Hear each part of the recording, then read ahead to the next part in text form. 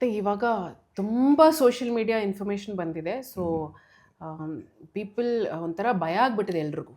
ಹಾಂ ಆದರೆ the impact it has ಬಂದು ಆಮೇಲೆ ಲೇಟಾಗೇ ಗೊತ್ತಾಗುತ್ತೆ. ಅಷ್ಟರೊಳಗೆ ತುಂಬ ಲೇಟ್ ಆಗಿಬಿಡುತ್ತೆ. ಟೆಸ್ಟಿಮೋನಿ ಕೊಟ್ಟವರು ಎಲ್ಲಿದ್ದಾರೆ ಅಂತ ಗೊತ್ತಾಗಲ್ಲ. Unfortunately it is a trend also. So marketing ನಮಗೆ ರೀಚ್ ಜಾಸ್ತಿ ಆಗಬೇಕು ಅಂದರೆ ಆ ಥರ ಟಾಪಿಕ್ ನಾನು ತಗೋಬೇಕು, ಆ ಥರ ಕಾನ್ಫ್ಲಿಕ್ಟಿಂಗ್ ಒಪಿನಿಯನ್ ಕೊಡಬೇಕು. ಇವಾಗ ಏನಾಗ್ಬಿಟ್ಟಿದೆ ಅಂದರೆ ಅವ್ರು ಅಷ್ಟು ಪ್ರಾಡಕ್ಟ್ಸ್ ತಗೊಂಡ್ಬಿಟ್ಟು ನಾರ್ಮಲ್ ಊಟ ಮಾಡೋಕ್ಕೆ ಅವ್ರಿಗೆ she is not getting the confidence. ಬಾಡಿಗೆ ಎಫೆಕ್ಟ್ ಆಗುತ್ತೆ ಆ ಥರ. ಆಗುತ್ತೆ ಆಗುತ್ತೆ ಅಂದ್ರೆ ಈಗ ಏನು ಮೋಸ್ಟ್ಲಿ ಒಂದೊಂದು maybe they will all again ಎಲ್ಲದರಲ್ಲೂ ಸಕ್ಸಸ್ ಸ್ಟೋರೀಸ್ ಮಾತ್ರ ಹೈಲೈಟ್ ಮಾಡ್ತಾರೆ. ಓಕೆ ಕಿಡ್ನಿ ಪ್ರಾಬ್ಲಮ್ಸ್ ಇದೆ, they have come with side effects, digestive problems. ತುಂಬಾ ಜನಕ್ಕೆ ಬ್ಲೋಟಿಂಗ್ ಆಗ್ಬಿಡ್ತೇವೆ, they go on high protein shakes and all of that. First ಭಯ ಪಡಿಸಿ ಆಮೇಲೆ ಅದಕ್ಕೆ ಪ್ರಾಡಕ್ಟ್ ಕೊಡೋದು. ಸೊ ವಿ ಆಲ್ಸೋ ಥಿಂಕ್ ಯಾಕೆ ಈ ಥರ ಫುಡ್ ಮೇಲೆ ನಮಗೆ ಒಂದು ಟ್ರಸ್ಟ್ ಇಲ್ಲ. We are trusting more on the other things, products and all.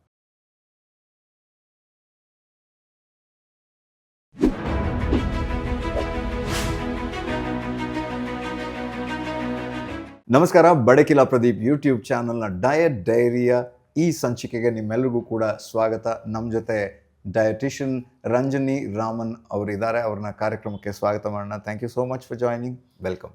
Thank you so much once again. So ನಾವು ಡಯಟ್ ಬಗ್ಗೆನೇ ಮಾತಾಡ್ತಾ ನೀವು ಈ ಶೋನು ಕೂಡ ಸೋಷಿಯಲ್ ಮೀಡಿಯಾದಲ್ಲೇ ನೋಡ್ತಿದ್ದೀರಾ. ಆದರೆ ಸೋಷಿಯಲ್ ಮೀಡಿಯಾ ಆ್ಯಂಡ್ ಡಯಟ್ ಇದರ ಸಂಬಂಧ ಹಾಗೂ ಅದರ ಅಸಂಬದ್ಧಗಳು, ಅದರಿಂದ ನಮಗಾಗೋ ಪ್ರಾಬ್ಲಮ್ಸು, ಅದ್ರ ಬಗ್ಗೆ ಹೇಳ್ತೀರಾ? ಮತ್ತು ಇವಾಗ ತುಂಬ ಸೋಷಿಯಲ್ ಮೀಡಿಯಾ ಇನ್ಫಾರ್ಮೇಷನ್ ಬಂದಿದೆ. ಸೊ ಪೀಪಲ್ ಒಂಥರ ಭಯ ಆಗ್ಬಿಟ್ಟಿದೆ ಎಲ್ರಿಗೂ.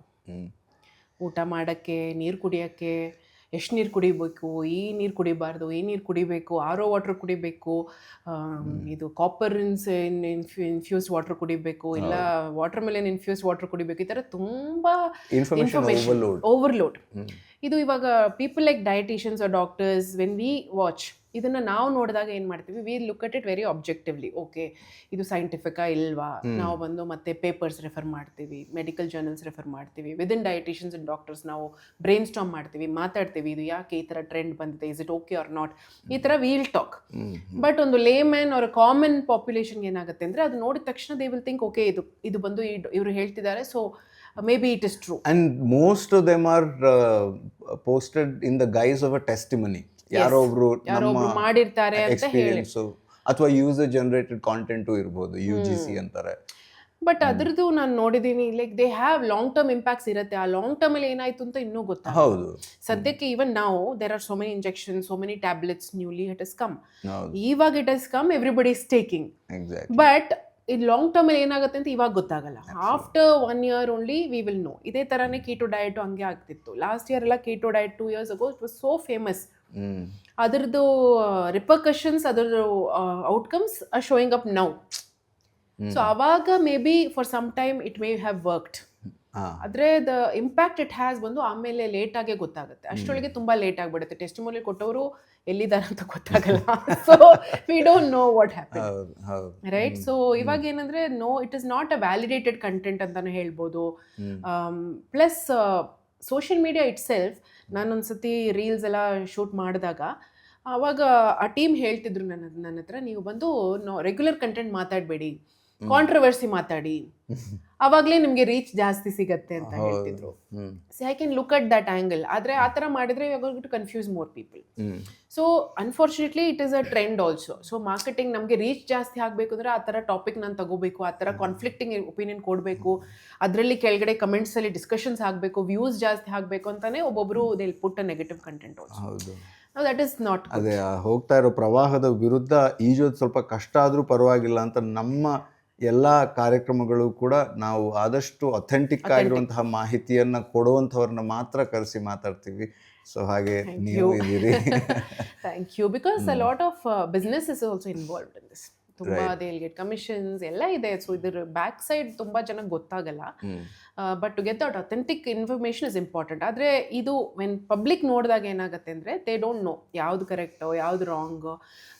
ಎವ್ರಿ ವೀಕ್ ಒಂದೊಂದು ಟ್ರೈ ಮಾಡ್ತಿರ್ತಾರೆ. ಓ ಲಾಸ್ಟ್ ವೀಕ್ ನಾನು ಇದನ್ನು ನೋಡಿದೆ, ನಾನು 1 week ಇದನ್ನು ಟ್ರೈ ಮಾಡ್ತೀನಿ, ನೆಕ್ಸ್ಟ್ ವೀಕ್ ಈ ವಾಟರ್ ತಗೊಳ್ತೀನಿ, ಈ ಜ್ಯೂಸ್ ತಗೋತೀನಿ, ಅದು ಹಂಗೆ. ನಾನು ಚಪಾತಿ ತಿಂದರೆ ಆಗ್ಬೋದೇನೋ ಹೇಳ್ತಾ ಇದ್ರು ಅಂತ.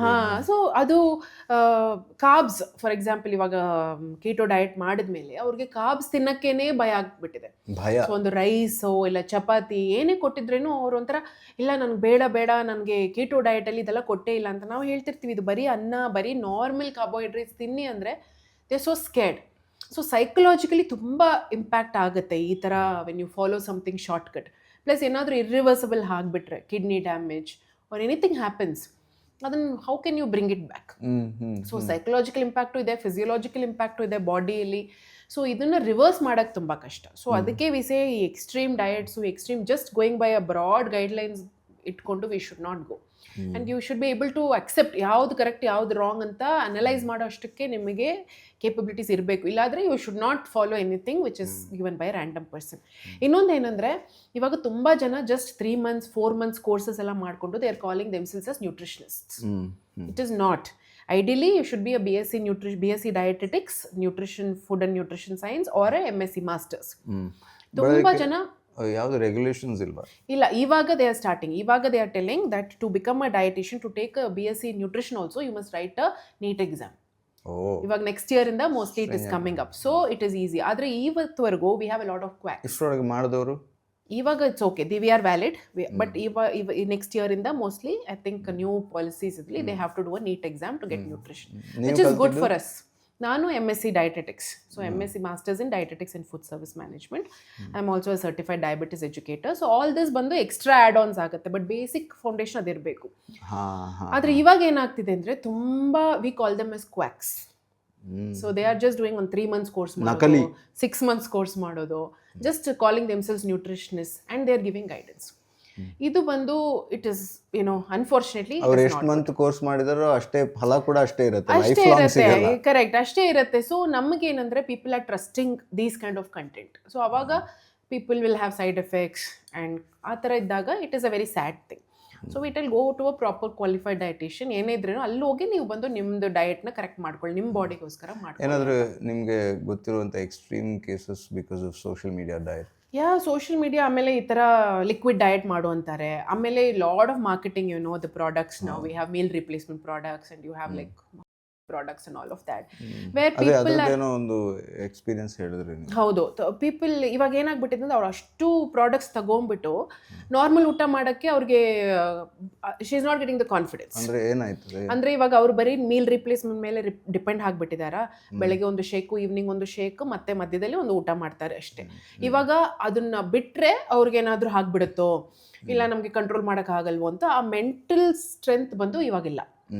ಸೊ ಇನ್ನೊಂದೇನಂದ್ರೆ ಒಂಥರ ಟ್ರ್ಯಾಪ್, ಯಾಕಂದ್ರೆ ಎಲ್ಲ ಮಾರ್ಕೆಟಿಂಗ್ ಬೇರೆ ಮಾಡಬೇಕು ಅವ್ರಿಗೆ. ಸೊ ಅದೊಂದು ಟ್ರ್ಯಾಪ್ ಆಗ್ಬಿಡುತ್ತೆ. ಸೊ ಈ ತರಾನು ಸಿಗಾಕೊಂಡ್ಬಿಟ್ಟು ಒಬ್ಬೊಬ್ರಿಗೆ ಹೆಂಗ್ ಆಚೆ ಬರಬೇಕು ಮೋಸ್ಟ್ಲಿ ಒಂದೊಂದು maybe they will all again ಎಲ್ಲದ್ರಲ್ಲೂ ಸಕ್ಸಸ್ ಸ್ಟೋರೀಸ್ ಮಾತ್ರ ಹೈಲೈಟ್ ಮಾಡ್ತಾರೆ. ಫೇಲಿಯರ್ ಸ್ಟೋರೀಸ್ ಯಾರು ಹೈಲೈಟ್ ಮಾಡಲ್ಲ. ಆ್ಯಂಡ್ ಆಲ್ ಟೆಸ್ಟಿಮೋನಿಯಲ್ಸ್ ನೋಡ್ಕೊಂಡು ಹೋಗ್ತಾರೆ. ಬಟ್ ನನಗೇನೆ ತುಂಬಾ ಜನ ಬಂದಿದ್ದಾರೆ with side effects.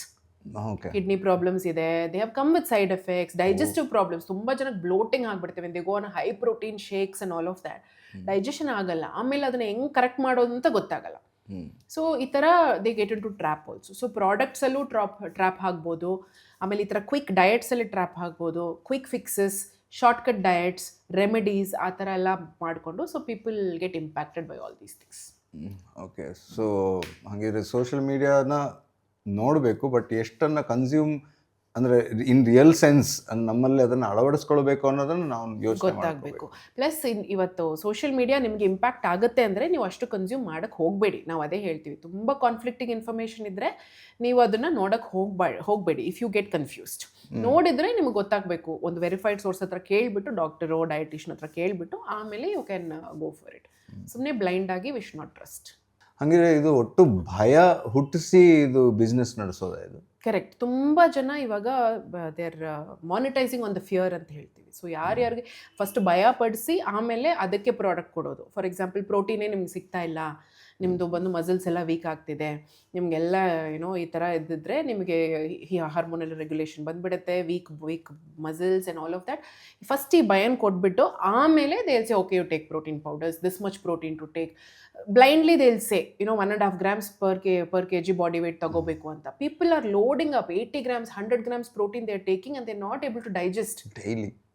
They're not able to digest and they're coming. See, if you're ಅಷ್ಟು ವರ್ಕೌಟ್ ಮಾಡ್ತೀರಾ ಅಂದರೆ ಓಕೆ, ಅಷ್ಟು ನಿಮ್ಮ ಬಾಡಿ ಅಕ್ಸೆಪ್ಟ್ ಆಗ್ತಿದೆ ಅಂದರೆ ಓಕೆ, ಅದನ್ನು ಗ್ರ್ಯಾಜುವಲ್ ಆಗಿ ಇಂಪ್ರೂವ್ ಮಾಡಬೇಕು, not suddenly increase. Day 80 grams start ಎಲ್ಲ ಅಷ್ಟು ಮಾಡಿಕೊಂಡು ಸಡನ್ಲಿ ದೇ ಆರ್ ಸ್ಟಕ್. ಅವ್ರಿಗೆ ಗೊತ್ತಾಗ್ತಾ ಇಲ್ಲ ಯಾಕೆ ಡೈಜೆಸ್ಟಿವ್ ಪ್ರಾಬ್ಲಮ್ಸ್ ಆಗ್ತಿದೆ ಅವ್ರಿಗೆ, ಆಮೇಲೆ ಕಿಡ್ನಿ ಇಶ್ಯೂಸ್ ಅನ್ನೋ ಗೊತ್ತಾಗಲ್ಲ. ಆಫ್ಟರ್ 5-6 months ಬ್ಲಡ್ ಟೆಸ್ಟ್ ಮಾಡಿದ್ರೇನೆ ಗೊತ್ತಾಗುತ್ತೆ ಅದೆಲ್ಲ. So we tell just don't go. ಈ ಭಯ ಪಟ್ಕೊಂಡು ಓಕೆ ನಾನು ಇದು ತಿಂದಿಲ್ಲ ಅಂದರೆ ನನಗೆ ಹಿಂಗೆ ಆಗ್ಬಿಡತ್ತೆ, ನನಗೆ ಮೆಗ್ನೀಷಿಯಮ್ ತಿಂದ್ರೇ ನಿದ್ದೆ ಬರುತ್ತೆ, ಈ ಥರ ತುಂಬ they have got that fear. So I feel it should be holistic. It should be holistic. See, any day food is not out of fashion, right? Food is main. Now ಯಾಕೆ supplement ಅಂತೀವಿ? Because it has to supplement your food. Food is core. ಇದೇ ಸರಿ ತಗೊಳ್ಳದೆ ಅದರಲ್ಲೇ adjust ಮಾಡ್ತೀನಿ. ಅದರಲ್ಲಿ ಏನಿಲ್ವೋ maybe a little you can supplement depending on your ನಿಮ್ಮ situation, ನಿಮ್ಮ ಬಾಡಿ ಟೈಪ್ ಎಲ್ಲ ನೋಡ್ಕೊಂಡು. So if food is the primary. if we continue taking supplements, it will complement with medicines later on. Yes. So ಬೇರೆ ದಾರಿ ಇಲ್ಲ. People are living on supplements and complements. They don't want to believe that food can treat. That is the problem. ಅದು ಹೋಗ್ಬಿಟ್ಟಿದೆ ಇವಾಗ. People are not able to believe. ಏನು ಇಷ್ಟೇ ತಿಂದರೆ ನಂಗೆ ಆಗುತ್ತಾ, ಇದು ತಿಂದರೆ ಸಾಕಾ ನನಗೆ, ಫ್ರೂಟ್ಸ್ ತಿಂದರೆ ಈ ಫೈಬರ್ ಸಾಕಾಗುತ್ತಾ ನನಗೆ. So people are questioning everything. So we also think ಯಾಕೆ ಈ ಥರ ಫುಡ್ ಮೇಲೆ ನಮಗೆ ಒಂದು ಟ್ರಸ್ಟ್ ಇಲ್ಲ. We are trusting more on the other things, products. Thank you so much. ನಿಮಗೆ ನಮ್ಮ ಈ ಸೀರೀಸನ್ನು ನಡೆಸ್ಕೊಡ್ತಾ ಇರೋದಕ್ಕೆ ಧನ್ಯವಾದವನ್ನು ನಾನು ಹೇಳ್ತಾನೆ ಇರ್ತೀನಿ. ಆದರೆ ಧನ್ಯವಾದ ಪೂರ್ವಕವಾಗಿ ಗ್ರಾಮ ರಾಜ್ಯದವರ ವತಿಯಿಂದ ಈ gift hamper. Thank you so much. Diet related natural ಆಗಿ ಪ್ರೊಡ್ಯೂಸ್ ಆಗಿರುವಂಥ ಯಾವ ನೈಸರ್ಗಿಕವಾದಂಥ ಖಂಡಿತ ನಿಮಗೇನೆ ಅದು. ಓಕೆ, ಅವರು ಹೆಲ್ತಿ ಅವ್ರ ಸಬ್ಜೆಕ್ಟ್ ಇದೆ, ನ್ಯಾಚುರಲ್ ಪ್ರಾಡಕ್ಟ್ಸ್ ಎಲ್ಲ. ಎಸ್ ಅಕ್ಕಿ, ಅರಿಶಿಣ, ಕುಂಕುಮ, ಆರ್ಗ್ಯಾನಿಕ್ ಇರ್ಬೋದು ಅನ್ಸುತ್ತೆ ಅಲ್ವಾ. ಕೆಲವೊಂದು ಆರ್ಗ್ಯಾನಿಕ್ ಸರ್ಟಿಫೈಡು ಇದೆ. ಹಾಗಂತ ಅವರು ತುಂಬಾ ಬ್ಲೈಂಡ್ ಆಗಿ ಆರ್ಗ್ಯಾನಿಕ್ ಸರ್ಟಿಫೈಡ್ ಅಲ್ಲದನ್ನು ಆರ್ಗ್ಯಾನಿಕ್ ಅಂತ ಹೇಳಲ್ಲ ಅವರು, ಬಟ್ ಎಲ್ಲಾನು ನ್ಯಾಚುರಲ್ ಆಗಿ ಬೆಳೆದಂಥದ್ದು. ಬಿಕಾಸ್ ಆರ್ಗ್ಯಾನಿಕ್ ಸರ್ಟಿಫಿಕೇಶನ್ ಖಂಡಿತ ತುಂಬಾ ಕಷ್ಟ ಆಕ್ಚುಲಿ. ಅಲ್ಲ, ದೇ ಆರ್ ವೆರಿ ಕ್ಲಿಯರ್. ಸುಳ್ಳು ಹೇಳಿ ನಾವು ಮಾರಾಟ ಮಾಡಲ್ಲ. ಬಿಕಾಸ್ ಇವಾಗ ನಾವು we can just pay and get organic certification. So it is not. ಇವರು ಅದನ್ನ ತುಂಬಾ ಸ್ಪಷ್ಟವಾಗಿ. Thank you so much. ನಾವೆಲ್ಲ ಟ್ರೈ ಮಾಡ್ತೀನಿ, ಅವ್ರಿಗೆ ಹೇಳ್ತೀನಿ, ಫೀಡ್ಬ್ಯಾಕ್ ಕೊಡ್ತೀನಿ. ಖಂಡಿತ. Thank you so much. So ಮುಂದಿನ ಸಂಚಿಕೆಯಲ್ಲಿ ಸಿಗೋಣ. ಡಯಟ್ ಡೈರಿ ಕಂಟಿನ್ಯೂ ಮಾಡಿ ನಿಮ್ಮ ಲೈಫ್ನಲ್ಲಿ ಅದನ್ನು ಅಳವಡಿಸ್ಕೊಳ್ಳಿ. ಮುಂದಿನ ಸಂಚಿಕೆಯಲ್ಲಿ ಇನ್ನೊಂದು ಟಾಪಿಕ್ ಜೊತೆ ನಿಮ್ಮನ್ನು ನಾನು ಸೇರ್ತೀನಿ. ನಮ್ಮ ಜೊತೆ ನಮ್ಮ ಡಯಟಿಷಿಯನ್ ರಂಜನಿ ರಾಮನ್ ಕೂಡ ಇರ್ತಾರೆ. ಬೆಳಕಿಲಾ ಪ್ರದೀಪ್ ಯೂಟ್ಯೂಬ್ ಚಾನಲಲ್ಲಿ ಮತ್ತೊಮ್ಮೆ ಸಿಗ್ತೀನಿ. ನಮಸ್ಕಾರ.